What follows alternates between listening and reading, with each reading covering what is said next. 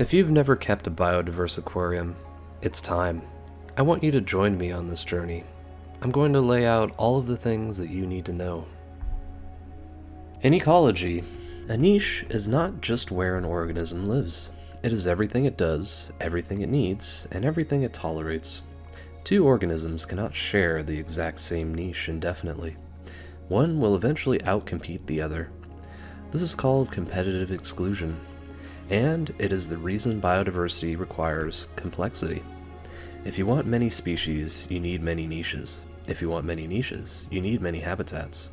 And if you want many habitats, you need a tank that looks like this, and not a hollow glass box.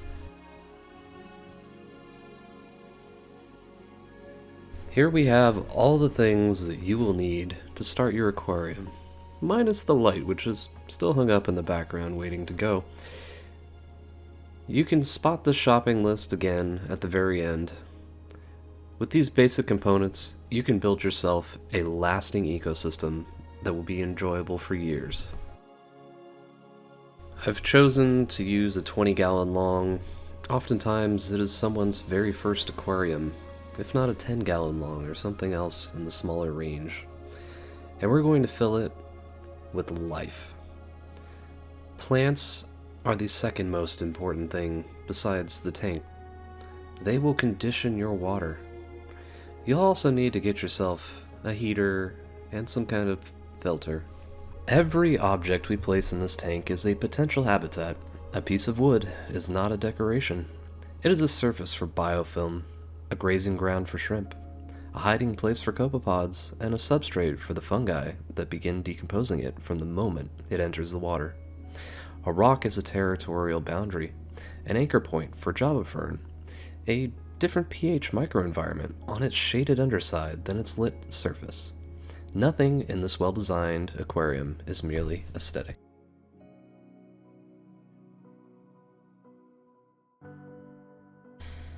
The substrate is the foundation, not visually, ecologically.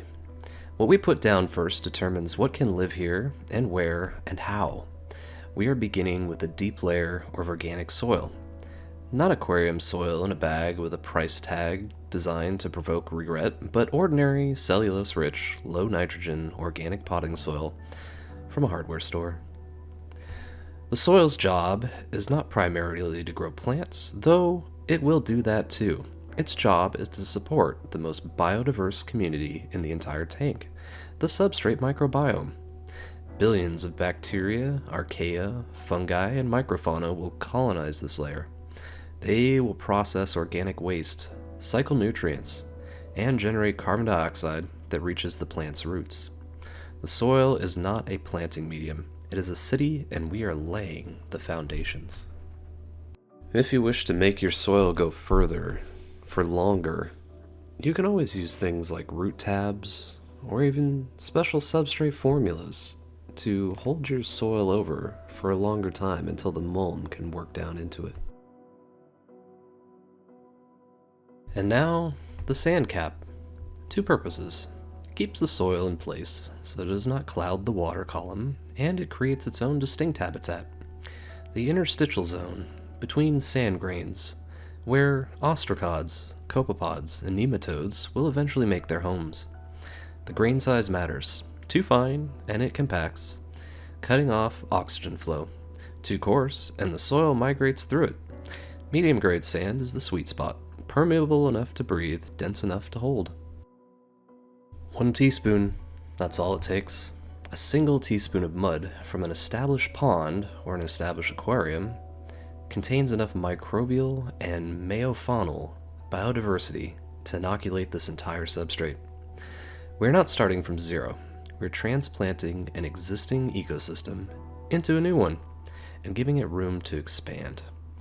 Think of it as a starter culture, like sourdough, but for your aquarium's subterranean biome. As far as how much sand to use, it's very simple. Keep it in a 2-to-1 ratio with the soil. If you used an inch of soil, you should probably use 2 inches of sand to provide enough cover that soil will not go creeping up into your water column very quickly.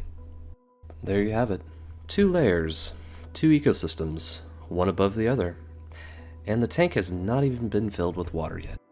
One thing you may wish to do in order to make your tank more viewable as far as the substrate and things on it go is stack sand more towards the back, leaving less in the front, making a nice little sort of triangular wedge where everything drifts backwards as far as your vision goes. Rocks. The choice matters more than most people realize. Lava rock is porous, its surface area per gram is enormous, and that porosity provides microhabitat for nitrifying bacteria, as well as tiny invertebrates that shelter in its cavities. This is not to say that lava rock is the only rock to be using. There's quite a lot of stones to be found out there, afield and afoot. In fact, if you can find rocks from a natural source and gather them legally, those are much better as they have lots of microbial life and have leached any potential minerals away. When placing rocks, don't forget to think vertically. Sure, a flat rock on the substrate is one habitat, but if you have many rocks piled up against each other, they've created crevices, and every gap is a potential territory, every shadow is a niche. This is also where you may end up putting a small amount of gravel in some places to act as a further tiny shelter for tiny things. Driftwood. In the wild, submerged wood is one of the most ecologically productive structures in any freshwater system. It is surface area. Every square centimeter will colonize with biofilm within days, and that biofilm is a food source for shrimp, snails, and invertebrates. It is architecture. The branches create territories, hiding places, and current breaks that allow multiple species to coexist in close proximity without constant conflict. And it is chemistry. As it leaches tannins into the water, it replicates the blackwater conditions of tropical streams, buffering pH and releasing humic acids that have documented antibacterial and antifungal properties.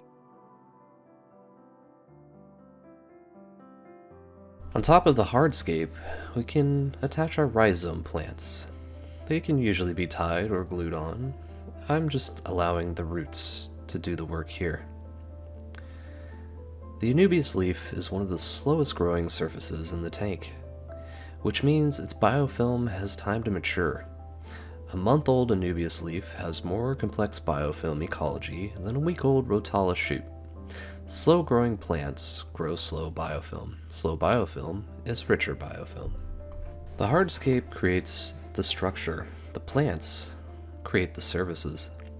And I mean that in the ecological sense. Ecosystem services are the functions that organisms perform that benefit the rest of the community. Aquatic plants perform more ecosystem services per gram than almost any other component of this tank. They oxygenate the water column. They absorb ammonia directly, outcompeting nitrifying bacteria for the same substrate. They stabilize the substrate with their roots, preventing the soil layer from becoming a gas-producing anaerobic problem. They provide surface area for biofilm, and they create the vertical complexity that allows multiple species to coexist without competing directly for the same resources. Fast-growing stem plants are the ones that we will plant in the back. Fast-growing stems are the tank's nitrogen management system during its critical first weeks. They will consume ammonia and nitrate faster than any filter, outcompeting algae for the nutrients algae needs to establish. They are the pioneer species of the planted tank, the first colonizers that stabilize the environment for everything that follows. In the foreground, we will eventually place our carpeting plants. These live closer to the substrate, which means they live in the zone where the sand surface and the water column interact. Their dense mats of stems and leaves will create the most complex small-scale architecture in the tank, a forest at the scale of millimeters, where copepods and nematodes navigate between stem bases like animals in a rainforest understory.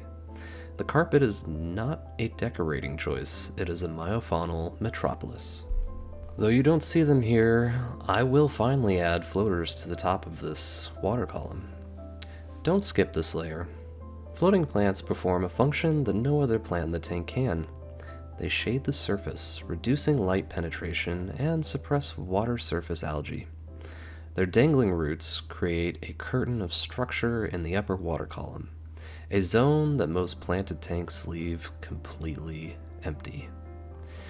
Baby shrimp congregate in those roots, fry shelter there, and floating plants grow faster than any other plant category, which means they pull nutrients out of the water column faster than any other plant category. They are, in terms of water quality management, the most efficient plants in the tank. The main reason I am not adding them now is because I want to have as much light as possible to give these new plants the best start possible. That way they can grow and spread and not have to compete for light, because once you do add those floaters, there will be much competition for what's left. And you may be wondering, where can I best acquire these wonderful plants? Well, there are some at your local store, your local fish shop. You can even order some online. And there are quite a few that could be found in your local waterways, should you be following the law correctly. And one of the best places, though? Join your local fish club. You'll find much information and plants and other things. It's time for the water to go in. Slowly. The substrate is delicate right now. The soil layer is still loose, the sand cap still settling. We pour onto a flat surface so the water spreads rather than jets. We want the layers to stay where we put them. The water will still cloud. This is normal. It is the substrate microbiome being disturbed. Not a problem to solve. Leave it. It will clear within 24 to 48 hours as particles settle and the plants begin their work. Do not change the water. Do not add clarifiers unless you absolutely must. Let the chemistry find its own equilibrium.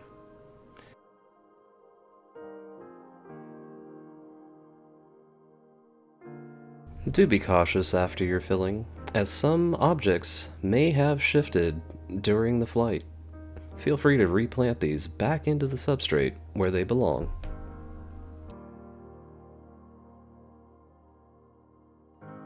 Let's not forget our external equipment.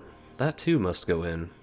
I have a sponge filter. It's my preferred way of moving water around and creating surface agitation, ensuring plenty of oxygenation. It's also a great place for microbes to inhabit, and shrimp do love to feed on the sponges as well. And don't forget your aquarium heater, depending on the species, of course. Some species require warmer temperatures, and the heater is absolutely essential for them to live. You can choose between preset ones and ones that are adjustable.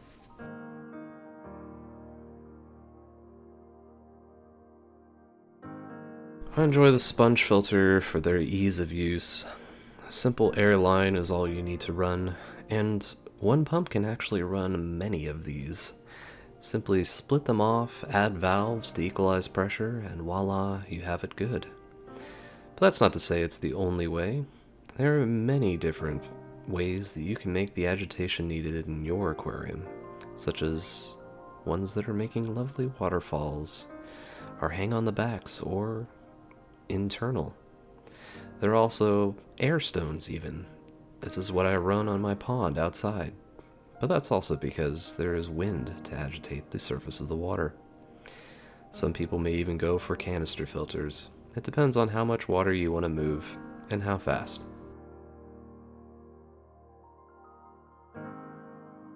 Here's another magical ingredient from nature. It is a decayed leaf from one of my other aquariums. It's already been colonized with so many things. With this addition, I will be able to start many different microbes on their path to colonizing my aquarium and making everything better in the long run.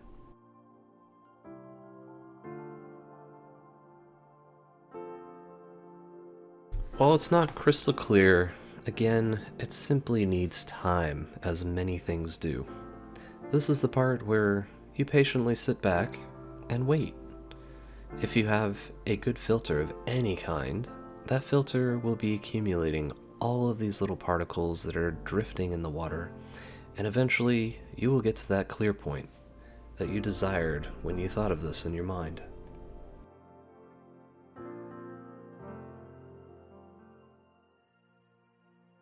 Leaf litter. The most underused, most misunderstood, and in terms of biodiversity per gram, the most productive thing you can put in your freshwater aquarium. The tropical freshwater systems, the leaf litter bed is the most dominant habitat. More species diversity is found in the leaf litter than anywhere else in the water column. Oak leaves, catappa, alder cones, magnolia, all of them soften over weeks, leach tannins, develop biofilm on their surfaces, and eventually fragment into fine organic particles that become food for the smallest organisms in the tank. They are not decorative clutter, they are habitat architecture that is simultaneously a food production system. Leaves also create shadow. A leaf lying on the sand creates a microhabitat underneath it, darker, slightly warmer from the leaf absorbing heat, with different flow characteristics than the open substrate. A shrimp that has nowhere to hide is a stressed shrimp. A stressed shrimp does not breed. A leaf is a stress reduction mechanism with ecological benefits attached. Now, the seeding. In a previous episode, we showed how you could collect some of these organisms, hopefully legally. And I have my own sources that I have obtained from multiple places, and I have copepods, ostracods, many generations removed from wherever their source was, and these will go in today. Not because the tank needs live food yet, it does not have anything to feed on them, but because we are starting a succession sequence. Copepods and ostracods are the pioneer fauna of the substrate and water column. Get them established first. Everything that follows depends on them. Succession is the process by which an ecosystem assembles itself over time, with earlier species creating the conditions that allow later species to arrive and thrive. In a new aquarium, bacteria colonize first, processing ammonia and creating nitrate. Protozoa will follow, feeding on the bacteria. Meiofauna, our copepods and ostracods, follow the protozoa. Macrofauna, shrimp, snails, follow the meiofauna. And fish come last, when the food web below them is already functioning. We are not waiting for nature to run the sequence on its own schedule. We're inoculating it. It's been but days and already biofilm is growing over all of the detritus of the tank. The seed pods we introduced, the leaves, all of them amassed with fungi, bacteria, and who knows what else. Just remember that this is life. This is not something ugly, something to be rid of. It is your tank gradually maturing. It will go down with time. One other small thing to point out down here in substrate land. It's the fact that there were a lot of organic materials that we added to the substrate. All of those will start to be broken down and you will see bubbles, and some of them may break the surface and go to the surface of the water. This is completely fine. Do not worry about substrate farts.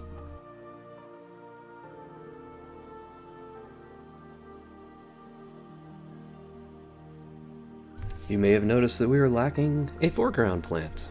Something to carpet, something to stay low in the front.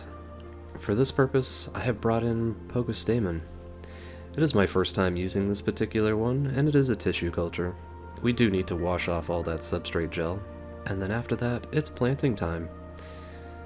Do have fun as we count the number of times that they don't stick in the sand. And don't worry, this happens to everyone.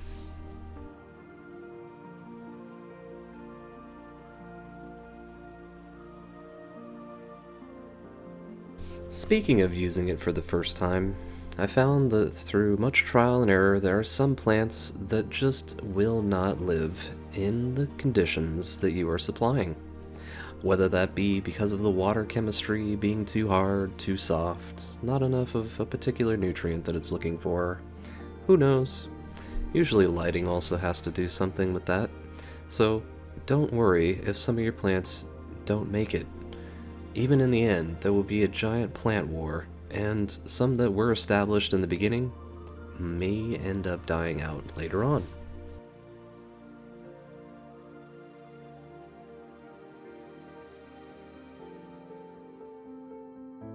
1 week later, everything looks terrible. This, I want to reassure you, is completely normal. There may be a brown coating of diatoms on surfaces, a bloom triggered by the elevated silica in the new substrate. There's a white fuzz on the driftwood and the leaf litter. It is fungi doing their job. The mild cloudiness is bacteria establishing in the water column. Your tank is not sick. Your plants are not dying. Your tank is going through ecological adolescence. It is awkward, it is embarrassing, and it too shall pass.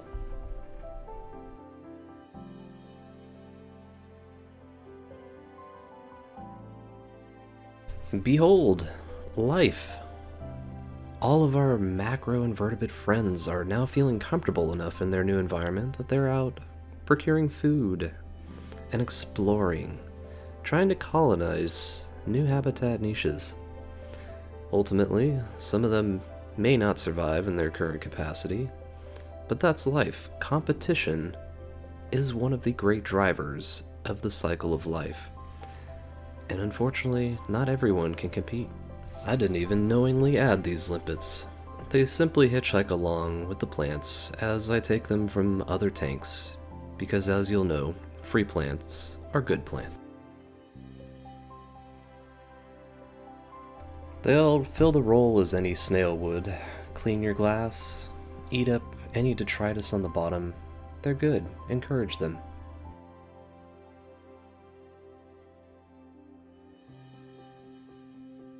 As we admire our friend the algae here, you may notice on the right, in the lower right corner, something's moving. Ah, we have a worm. I didn't even purposely introduce this worm, but yet here it is, doing its job.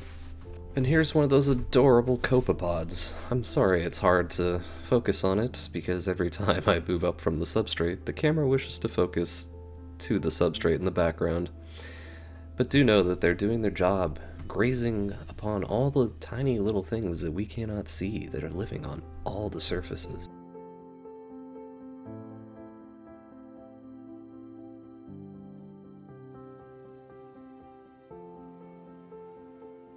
Things are growing quite well in this aquarium. In just its first week, the biofilm has doubled in mass. Look at it. It's certainly everywhere. And again, this is completely fine. Cherish it while it's there, because it will not last for long. Many plants are still transitioning, some of them losing leaves that were not as efficient and growing new ones in new places. And eventually, you won't see any signs of this decay at all. And again, this is all perfectly normal. Life changes over time.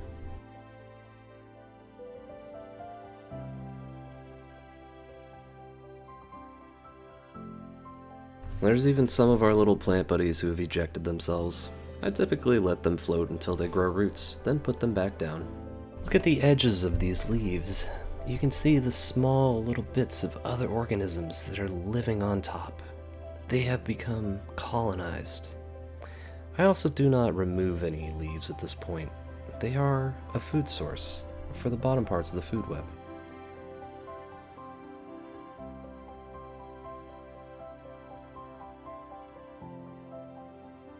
Oh look, even some watermeal, the world's smallest flowering plant, managed to sneak its way in here. Again, this is the adolescent phase. Things are going to look ugly for a little while. It's almost like acne growing across the surface at some points. The key here is patience. Don't start in with water changes, don't start adding, subtracting, anything. Just let it be, let it grow, and it will be pleasing later. That being said, there are a few more additions I recommend adding to your tank. The first two are snails. Our Malaysian trumpet snails are great burrowers.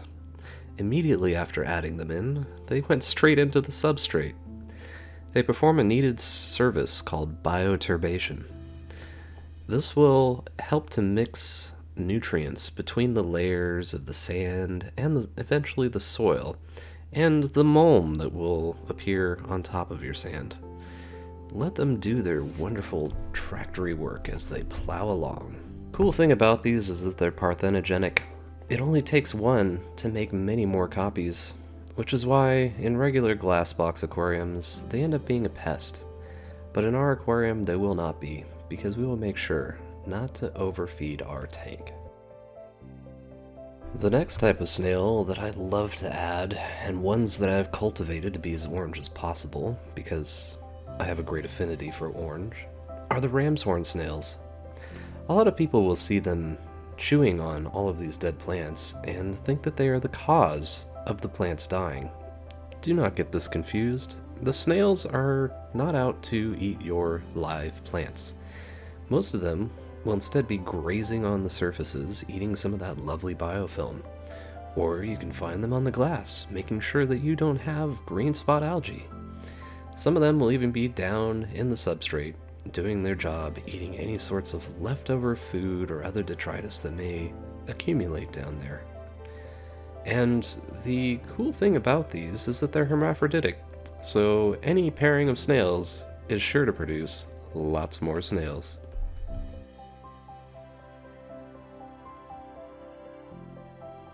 One other thing that I'm going to add is leaf litter. These leaves are going to decay significantly faster than that magnolia in the back or the alders in the front. These are cottonwood. These will provide a food source for our new friends that we just added. And if you happen to be adding some shrimp, this is the perfect time for something like Neocaridina, ones that are significantly more hardy.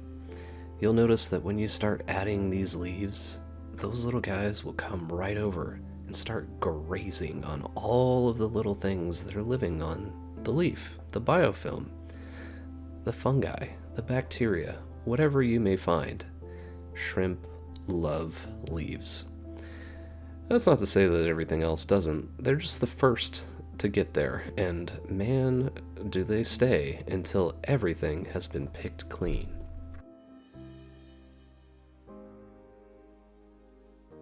Here we are at week 2. Not much has changed on the grand scale, but on the small scale, there has been much work that has been done by all of the tiny things in this tank. For one, the biofilm has started to go away. It will likely not be seen ever again unless there are new things added that could harbor it. The snails are partly to blame for this. One other thing that's noticeable at the smaller scale is that the entire tank has become a veritable copepod carnival. Watch as they flit about, playing their little games, finding food, shelter, whatever it is they could exploit. That's not to say that every bit of fun is being had by the copepods alone. If you look here in the background, you may see a squirmy wormy. It's one of our blackworms, quietly at work, poking his head above the soil, if you could consider it a head, that is, searching for all sorts of little detritus goodies to eat.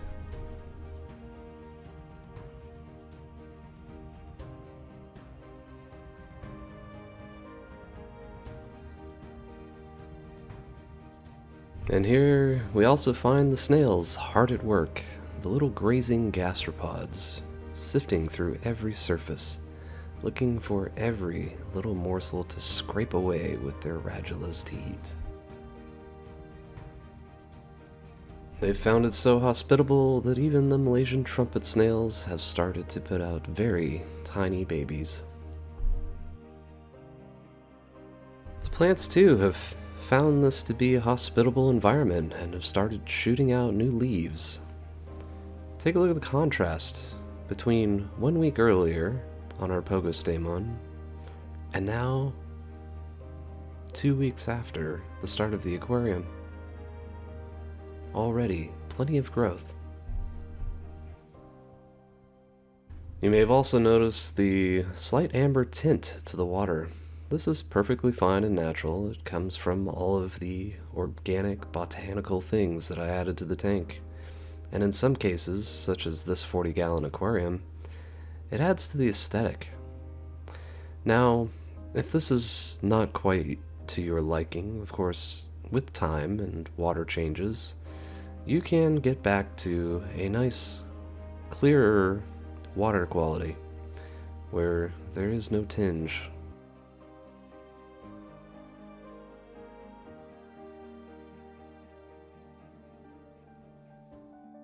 Here we are. We've made it. The entire journey from a glass box to a thriving aquarium. Let's take a look back through the stages as we go. And remember that aquariums start with a solid foundation of soil, of sand, and it's maintained by plants, which help the water chemistry to be correct for other living organisms. And don't forget to fill that water up a little bit slowly, otherwise you might end up with a little bit more than this. It also helps to wash your sand first if you so wish. And here it is, after the dust is settled, we have beauty. And that beauty continues to grow. And it goes through stages, some of them a little more awkward than others, where perhaps there's a little more biofilm and maybe the water is a little browner than you'd initially like. But that all recovers with time. Just like any good living ecosystem, it will go through succession. It will have its ugly phases, but it'll get back to right if you let it. Be patient. Your aquarium will look great. Here's a quick comparison for those of you that wanted to see the first clear picture to what it is now, and back again. There's certainly been some growth, and there'll continue to be.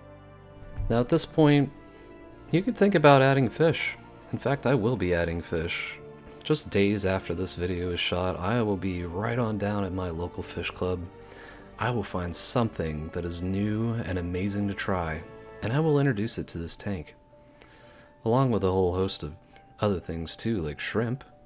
You can't forget those. I would have added them already if I had not already kind of maxed out the colors that I already have. I'm looking for something new. It might be a tinge of green. We'll see. And then you just get to enjoy it. It will still evolve over time. You will see new creatures show up that you haven't necessarily put there, and that's completely fine. The best thing though is to just have patience. All of those growing pains will go away. You will be able to be successful if you just leave your hands out of the tank. That's the wonder of this type of tank, is that the less you do, the more you get. So I do hope that you'll join me in at least having one very biodiverse aquarium in your arsenal, because as we know, we tend to make more than one aquarium once you get that first one started and you're hooked. So if you're looking for more and want to see what this aquarium looks like in the future, maybe hit that subscribe, maybe hit that like if this was useful. Come back if you haven't necessarily gotten yourself ready to build one yet. And we'll see you in future episodes. Thank you for viewing Aquarium Ecology, where nature has all the answers. Are you listening?